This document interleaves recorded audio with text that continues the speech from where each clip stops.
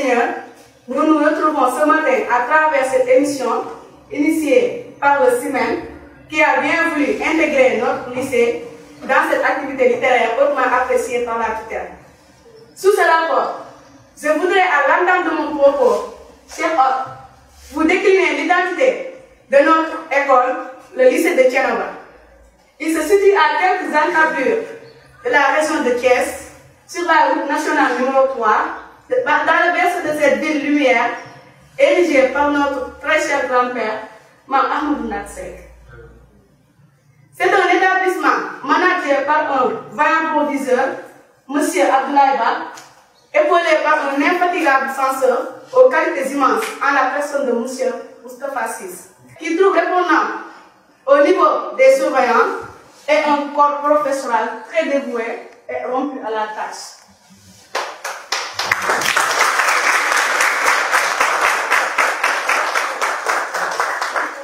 De fait, l'établissement compte 1225 élèves, 27 classes pédagogiques, 19 classes physiques. Il polarise toute la zone, dont certaines localités sont distantes de ce lieu de convergence, cause pour laquelle la plupart des élèves rallient l'école tant bien que mal. Malgré tout cela, on parvient à faire d'excellents résultats, aussi bien au bac qu'au BFM.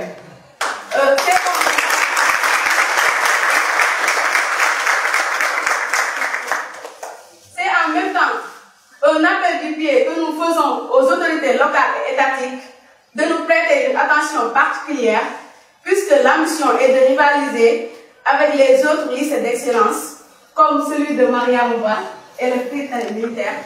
Je vous remercie de votre aimable attention.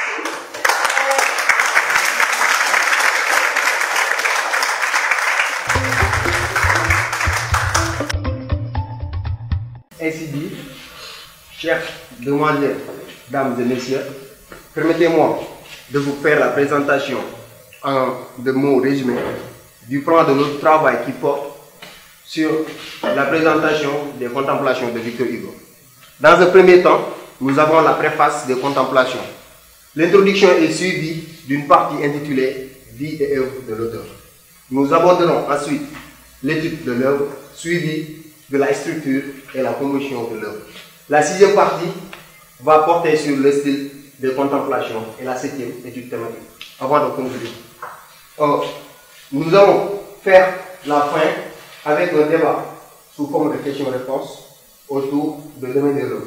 Chères demoiselles, dames et messieurs, enfin, j'aimerais préciser que notre travail va être présenté par différents élèves. Donc, votre attention est vivement souhaitée.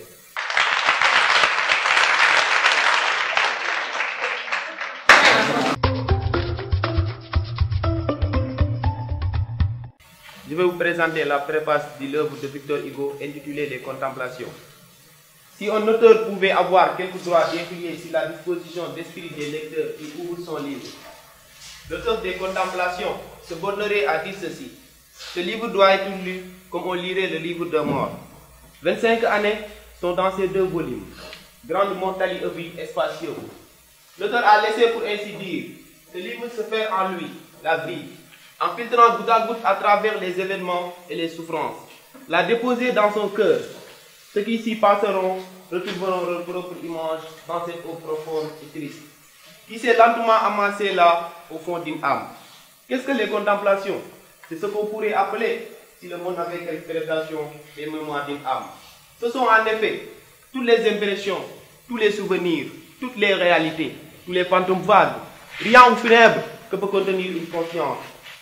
Revenir et rappeler, rayon à rayon, soupir à soupir, et mêlé dans la même nuée sombre. C'est l'existence humaine, sortant de l'énigme du berceau et aboutissant à l'énigme du cercueil. C'est un esprit qui marche, de lieu en lieu, en laissant derrière lui la jeunesse, l'amour, l'illusion, le combat, le désespoir, et qui s'arrête éperdu au bord de l'infini. Cela commence par un sourire, continue par un sanglot, et finit par un bruit du clairon de l'abîme. Une destinée écrite là, jour à jour.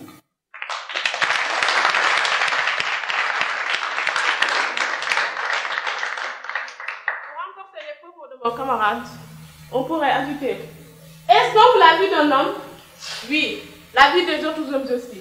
Nul de nous n'a l'honneur d'avoir une vie qui soit à lui. Ma vie est la vôtre, votre vie est la mienne. Vous vivez ce que je vis, la destinée est une. Prenez donc ce miroir et regardez-vous-y. On se plaint quelquefois des êtres humains qui disent « Moi, parlez-nous de nous », leur crie-t-on, hélas.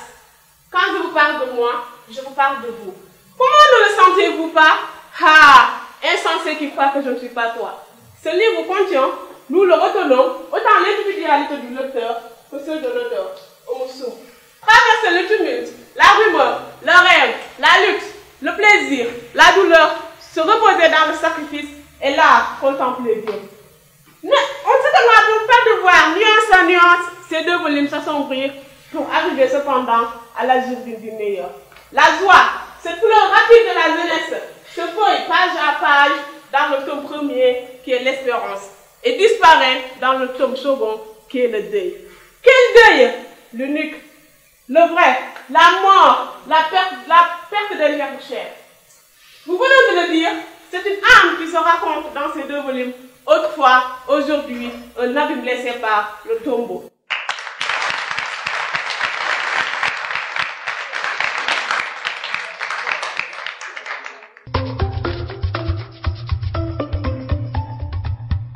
Introduction, on pourrait retenir par l'ampleur de son destin, la durée de sa vie et sa carrière, la richesse de son inspiration, la puissance de l'expression et la diversité de son œuvre, poésie lyrique, dramatique, satirique, épique, roman, théâtre, essai. Victor Hugo apparaît comme un géant de la littérature française du 19e siècle.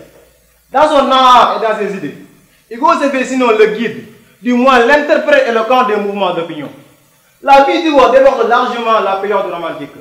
En effet, au moment où ce mouvement littéraire renverse sa chute, Victor Hugo, indifférent au monde littéraire, accomplit de manière solitaire les promesses du romantisme.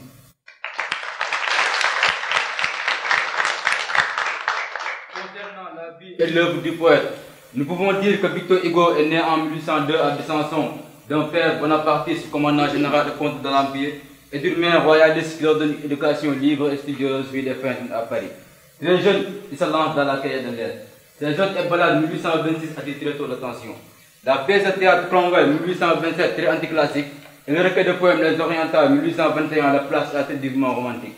En 1830, la bataille littéraire qui entoure les représentations d'Hernani tourne au triomphe du romantisme et d'Hugo. Dans les années qui suivent, Hugo approfondit et diversifie son inspiration en donnant des chefs-d'œuvre dans tous les genres. Roman, Notre-Dame de Paris en 1831, théâtre, Ruy Blas en 1838, poésie, Les Feuilles d'automne en 1831, Les Chants du crépuscule en 1835, Les Voix intérieures en 1837, Les Rayons et les Hommes en 1840. Maintenant, je vais laisser la parole à mon camarade.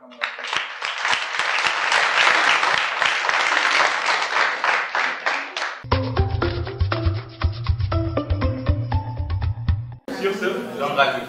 En 1840, la fille du poète Léopoldine se noie accidentellement dans la Seine à Vichy. Suite à ce deuil, Hugo cesse de publier. Après avoir soutenu Napoléon Bonaparte, il est déçu par sa politique conservatrice. Il militera alors contre la misère et le travail des enfants, pour l'assistance publique, la liberté de la presse et du théâtre et le suffrage universel. Il est contraint de s'exiler en tant qu'opposant au Second Empire, à Jursey puis à Guernesey. Cette épreuve politique le inspire son recueil Les Châtiments, 1853, où il s'attaque à Napoléon. L'épreuve familiale, c'est-à-dire la mort de Léopoldine, lui inspire son chef-d'œuvre lyrique, Les Contemplations, 1858, dans laquelle le poète pleure la perte de l'Espagne. Il se consacre ensuite à l'époque humaine, puis traduit en vers dans La Légende du siècle, 1859, et en prose dans son célèbre roman Les Misérables, 1862. À la suite du poème, Hugo rentre à Paris couvert de l'or, car l'histoire lui donne raison sur Napoléon III. Député puis sénateur, Hugo est l'idole de la gauche républicaine et l'écrivain populaire par excellence. C'est pourquoi, lorsqu'il meurt, le 22 mai 1885, ses funérailles nationales, le 1er juin, voit une foule considérable traiter de l'art d'expérience. Rendre un dernier hommage à celui qui aura marqué tout le 19e siècle et presque tous les plans.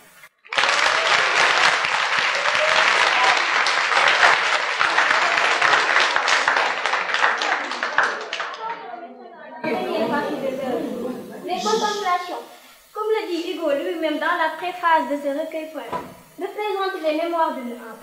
Ce livre retrace en effet l'itinéraire moral et spirituel du poète pendant un quart de siècle, 1830-1857, avec une coupure tragique à la date du 4 septembre 1843. C'est une âme qui se rencontre dans ces deux volets. Autrefois, aujourd'hui, un habit les sépare, le tombeau. Toujours dans la préface du recueil, il demande et explique la fonction du poète qui est exprimée dans ses vers, les questions de son cœur, les questions de tout. C'est pourquoi il lance ce fameux cri. Hélas, quand je vous parle de moi, je vous parle de vous. Comment ne le sentez-vous pas? Ah, essentiel qui croit que je ne suis pas toi. Les contemplations expriment la vie d'un homme. Oui, la vie des autres aussi. Enfin, les contemplations et le livre ouvert dans le poète. Genèse des contemplations. C'est pendant son exil à Dessert 1852 que Hugo envisage une grande œuvre en vers, appelée Les Contemplations, qui sera divisée en deux volets. Autrefois, poésie pure, aujourd'hui, flagellation de tous les mots et des invectives. Il s'agit bien sûr de Napoléon et de ses complices. La mort de Léopoldine est considérée comme un crime. L'usurpation du pouvoir, le 2 décembre 1851, est un crime politique. Tous ces deux crimes posent le problème du mal. Le poète s'aperçoit qu'il ne peut juste pas poser de poèmes d'invectives politiques et de poèmes d'instruction personnelle.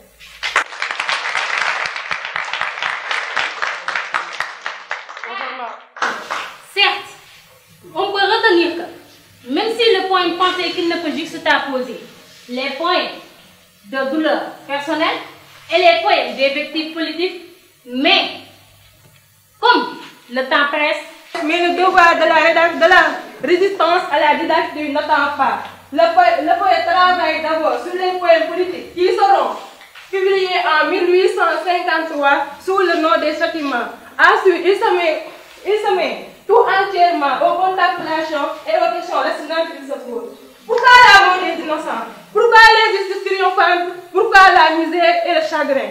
En mai 1856, paraissait à Bruxelles et à Paris des contemplations.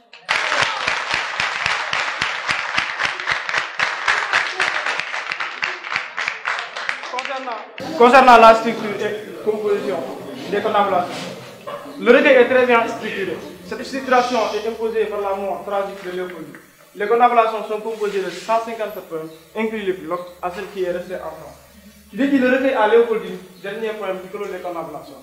La mort de Léopoldine domine le livre, lui donne son sens et son organisation. Elle éclaire même d'autres niveaux, tel fait en 1843. Hugo a ordonné et organisé ses poèmes de façon logique, chronologique et même psychologique. Ainsi, la contemplation est composée de deux volets, autrefois et aujourd'hui. Merci.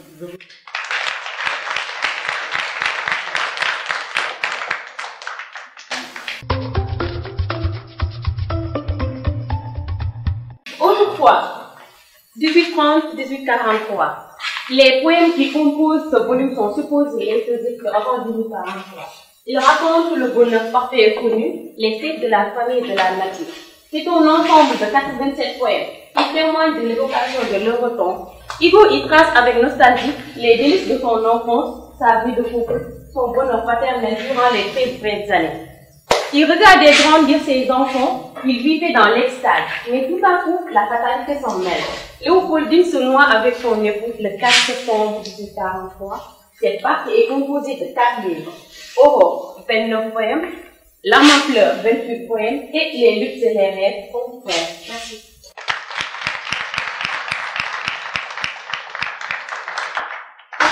Avant les réponses de mon professeur, j'aimerais bien vous présenter la deuxième partie de l'histoire.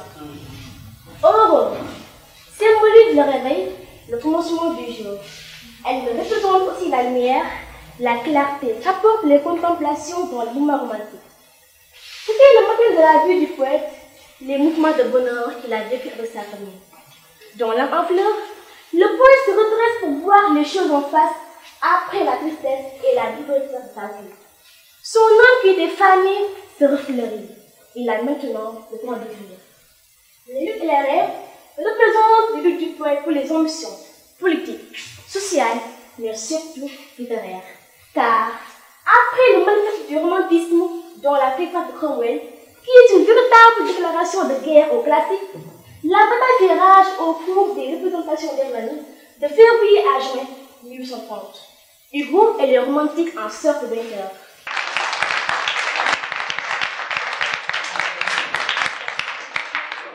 Aujourd'hui, 1843-1855, cette partie est écrite par Victor Hugo dans le désespoir. Il ne voit plus qu'avec son âme, ses forces étant enterrées avec le corps de sa fille. Cette fille présente tout pour lui. C'est son sang, sa chair et ce qu'il a aimé le plus de lui. Ainsi, les cris d'aujourd'hui sont les échos d'une tombe. Hugo, comme surgi du fond du gouffre, déchire l'univers par ses pleurs et blasphème. Ces poèmes, inspirés par la douleur paternelle, le souvenir désolé des temps heureux avec le sentiment d'une présence de l'enfant du stade. C'est la période de la grande puissance qui provoque une crise de réminiscence heureuse en comparaison au malheur aiguisé de Dieu. Hugo rompt avec le silence de sa transmission. On s'est même étonné que le poète ait écrit les plus beaux vers au moment où Juliette Drouet venait de perdre à son tour sa fille. Loin d'être choquant, ce fait révèle un élargissement de la sensibilité humaine. Il est désormais le frère de Spicé, la souffrance qu'il a appris sous le sens de la communication. Aujourd'hui, se compose de 3 livres. Vocabulaire, 17 poèmes, En marche, 26 poèmes, et Au bord d'un infini, 26 poèmes.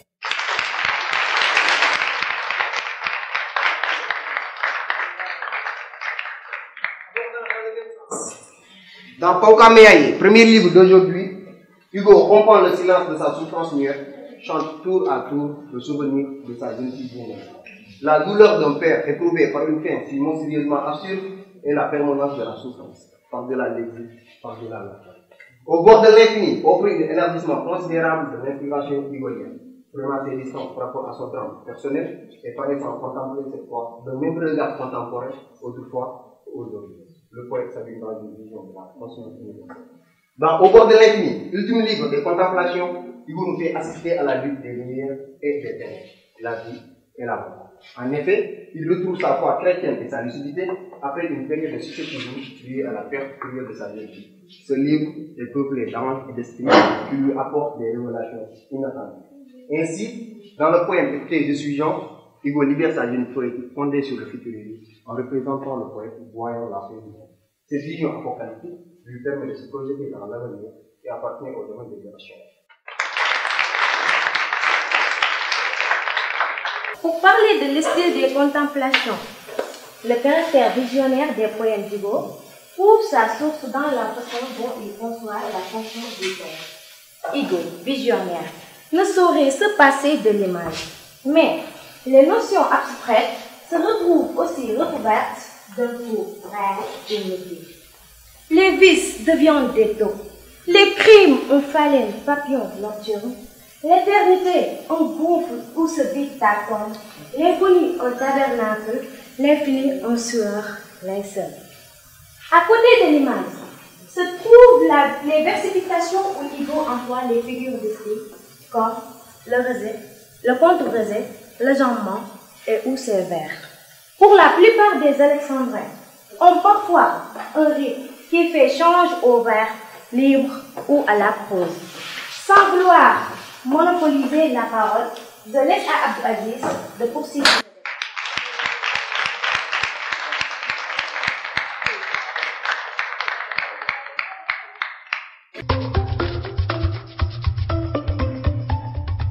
Pour la continuité, je vais aborder dans la première partie de l'étude thématique intitulée Le désir et l'amour universel. La poésie de Victor Hugo est fondée sur l'amour. L'amour de la femme, l'amour de sa fille, l'amour de la patrie, l'amour du peuple. D'ailleurs, n'a-t-il pas écrit 2 jours avant sa mort que aimer c'est agir? L'amour justifie donc l'action de Victor Hugo. Il célèbre aussi le corps et le désir parfois à l'état pur. Mais Hugo ne donne pas au désir la première place de l'amour. L'amour pour lui vient du cœur. Il est le rayon qui illumine l'âme. Il est la poésie pure. Il dira, aimer, c'est voir, sentir, rêver, surprendre.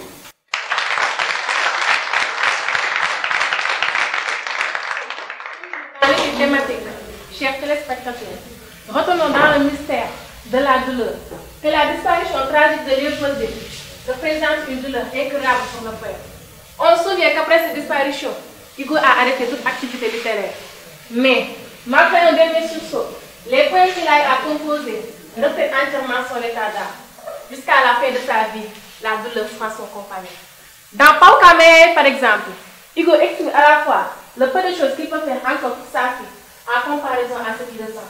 Les souvenirs sont d'autant plus poignants aujourd'hui qu'autrefois, il était heureux.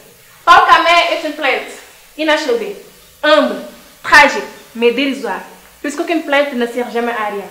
Cette douleur ressentie par le poète le pousse parfois au blasphème, mais plus tard à la soumission et non à la résignation. Il le dit très clairement dans son poème à Vilquier. Mon cœur est soumis, mais pas résigné. Le poète accepte de se soumettre, d'adorer l'être éternel, mais ne pas l'aimer.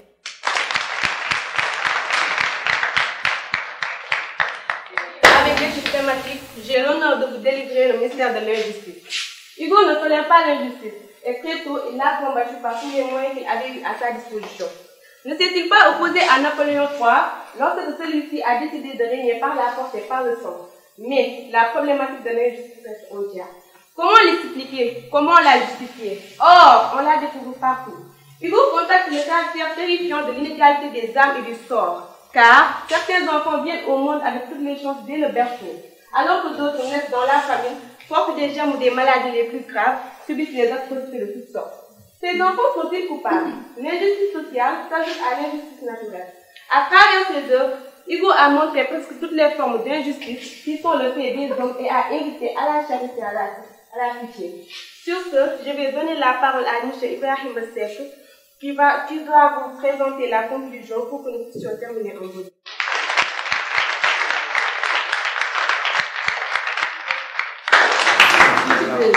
À la fin de notre balade intellectuelle, nous pouvons retenir que les contemplations sont des œuvres éminemment riches d'enseignement. Elles sont les cris de douleur personnelles, mais au-delà de celles-ci, l'œuvre pose des questions les plus fondamentales concernant l'amour, la douleur, l'injustice et la divinité. C'est pourquoi, au-delà de cette souffrance de Hugo et les questions qui s'en disposent essentiellement à ce sort, il est évident que les contemplations sont la peinture des souffrances de tout homme sur terre, car Hugo, c'est vous-même. Mesdames et messieurs, à vos titres, gardes et qualités, je vous remercie pour votre temps.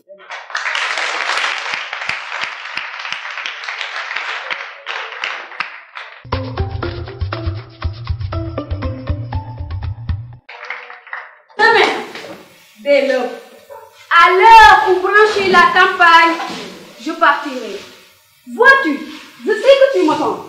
J'irai par la forêt, j'irai par la montagne. Je ne puis demeurer loin de toi plus longtemps. Je marcherai les yeux fixés sur mes pensées, sans rien voir autour, sans entendre aucun bruit. Seul, inconnu, le dos courbé, les mains croisées, triste, et le jeu pour moi sera comme la nuit. Je ne regarderai ni l'eau du soir qui tombe, ni les voiles au loin descendre vers à fleur. Et quand j'arriverai, je mettrai sur ta tombe un bouquet de houverts et de bruyères en fleurs.